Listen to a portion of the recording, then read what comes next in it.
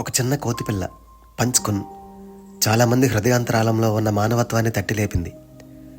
తల్లి ప్రేమ ఆవశ్యకతను తన చిన్ని చిన్ని చేష్టలతో వివరంగా చెప్పింది. మాతృత్వపు లాలన ఎంత అవసరమో తన నిస్సహాయత ద్వారా కళ్ళకు కట్టింది. అంతేకాదు, తల్లి బిడ్డల అనుబంధాన్ని నొక్కి చెప్పింది. Lovely and friendly parenting is most important అని చాటింది. మమకారపు స్పర్శను గుర్తించండి అని చెప్పింది. ఓ మనుషుల్లారా, మాకు కూడా ఎంత అనుబంధాలు ఆప్యాయతలు ఉంటాయి.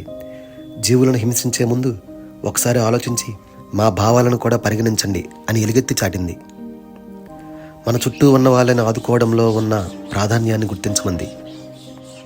మొత్తంగా జీవజాతి మనుగడికి ఆధారం ప్రేమే అని, మన సంతోషాన్ని బాధను పంచుకున్నట్టుకు ఒక తోడు, ఒక నీడ, ఒక సాన్నిహిత్యం, ఒక ఆపన్న హస్తం అవసరమని మొత్తం ప్రపంచాన్ని కళ్ళు చెమర్చేలా చేసింది.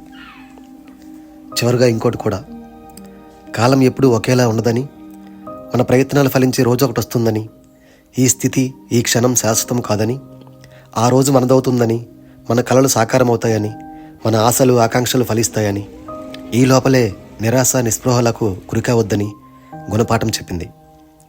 థ్యాంక్ యూ పంచుకున్. డియర్ వ్యూయర్స్, ఇంతకీ ఏం జరిగింది, అసలు ఈ కథంతా ఏంటి అని అనుకుంటున్నారా? అలా తెలియని వాళ్ళు ఎవరైనా ఉంటే కామెంట్ బాక్స్లో స్టోరీ మొత్తం ఇచ్చాను, ఒకసారి చూడండి.